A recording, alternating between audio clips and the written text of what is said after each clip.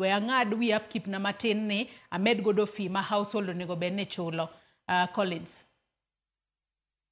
Erokamano Joyce. Aparo ni nyalo lero wachno maber ni kuponi i-apply.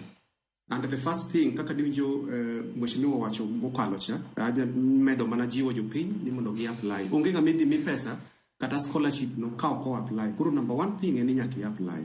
Abuko oselero kanyo ni mi apply, inyalo apply ne scholarship separately. Inyalo tick scholarship platform en achiel, lakini inyalo tick scholarship kende, kata inyalo kawo scholarship gi loan, kata inyalo kawo loan kende.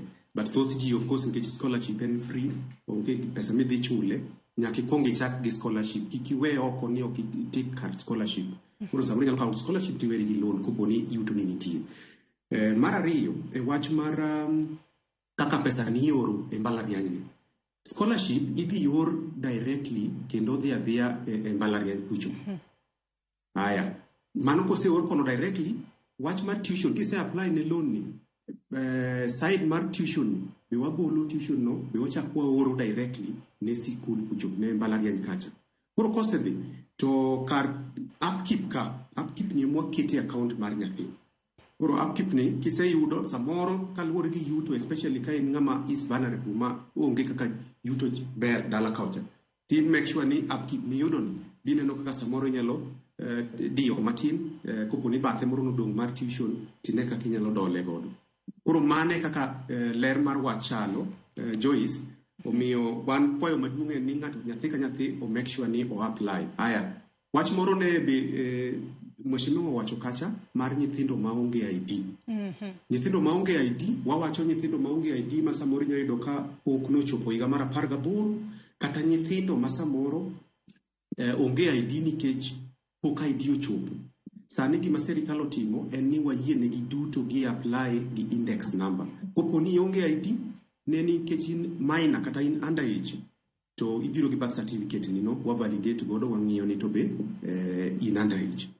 Mar ariyo, koponi isechopo 18, make sure ni mondo i-apply ne ID, nikech wadhi dwaro waiting card manyiso ni at least ise-apply ne ID.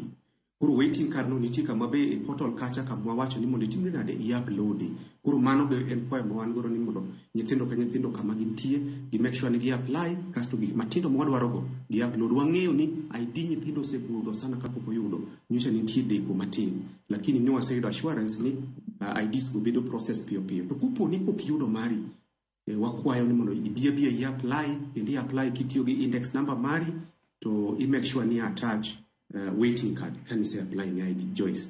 Collins, kapod antiere iri kapok wadhi e yueyo marwa mar ariyo e twak marwa e chenro mar mbaka oromo kinyi ma kawuono. Iwacho kanyo ni nitiere kinde ma ichiwo loan makamano, nitiere omenda ma dhi ne japuonjre mane account mare, to nitiere mano makoro dhi direct e fee.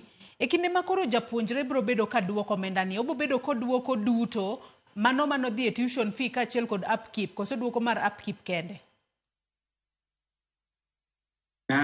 Kad nyalo lero wachno maler Joyce ne jopiny en ni pesa mar loan to en pesa miduoko. Koro koda en tuition, koda en upkeep, en pesa maka isetieko, to geno marwa en ni ibro bedo ni ichako chule matin, to kendo michulo matisno ema wachak watiyo godo mondo mi wachak water jomoko bende oyud konyruok kata oyud somo e mbalariany ku. Koro en pesa duto mar loan en idhi dwaro ni mondo ichule kisetieko. To uyange mose inya kuom ng'adi Collins, uyange yo machalo nade ka watiyo kod ranyisi ni nitiere nyithindo ma gintiere band 1 ma imiyo omenda mar upkeep 60,000, to nitiere mano ma bende dhi e fee. E kinde ma uchiwo loan makamano, ere kaka uyango ni mae atamalo mwatere fee, to ni mae atamalo ma wamiyo nyathini kaka upkeep makoro bro bedo ka konye e kinde ma udhi mbele kod sombe mbalariany kacha? King'iyo Joyce, nyithindo mwadhi miyo 60,000 e yor upkeep. Mago e nyithindo ma watiyo gi gima ne mheshimiwa wacho seche ka, ne wadhi tiyo gi gima waluongo ni MTI. Iwacho ni means testing instrument, na winjo ka mheshimiwa temo lero kaka wadhi timo. Koro kwaseng'eyo ni in kaluwore gi yuto mari, tabuk botemo lero kanyo.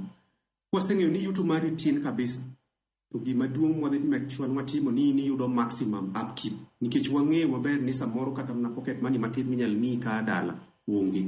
Koro sa chudo Joyce, sa chudo gima dhi timore ni pesa ni te ikete kanyakla mar tuition cha to gi mar upkeep ni. Koro kosekete kanyakla o form gima luongo ni principal. Koro wa calculate wang'iyo ni to yuto mag nyithindo be chalo kama. Seche ma idhi gik seche ma koro idwaro ni mondo ichudi no wachak wang'iyo ni to yuto ni chalo nade oko kanyo. Koro obiro dwaro mana ni ichule kaluwore gi yuto mari. Sama yuto piny wang'e ni inyalo mana oro matin. To sama yuto ni malo kendo be wang'e ni inyalo chako timo nade. Inyalo kata mana chule mapiyo piyo. Koro mane kaka wadhi yange to more importantly kaka ni mheshimiwa wacho cha wadhi ng'eyo ni mondo ni ng'ani en ng'ama is vulnerable. Wadhi ng'eyo more importantly to family structure mar uchalo nade. Nikech samoro nyalo kata ka income ni malo matin to un dhano 10. Un nyithindo moko kata bi 5 kata 6 manie school te. Koro nyalo ka yuto samoro ne 120 man wawacho cha. To kare ung'eny kama samoro kata in nyathi moro ma aido kendo mahitaji mar jodala inyudo ka kendo koro ng'eny. Koro mago gik maduto manyak wa calculate seche mwadwa ni mondo wang'e ni twaketie band mane. Koro inyalo yudo ka samoro ng'ato ochopo kata mana 100,000 moyudo higa ka higa dwe ka dwe lakini ochopo mana e band 2 kanyo nonego bedni obede band 5 lakini obede band 2 nikech yuto tin. Nikech ung'eny family structure maru ok ber ahinya. Samoro be ne in widow kata ne in nyathi ma is orphan koro yudo ka mago gik maduto manyak wang'e. Kamano Joyce. Ilero kanyo makare ahinya kendo adwa ni wadhi e yueyo marwa mana machuok kende. Bang' yueyo bende abo bedo ka somo moko kuom ote ma Nyakwara Mugia Jwang' chwalonwa e kinde mwadhi mbele kod twak marwa. Kik idhi mabor.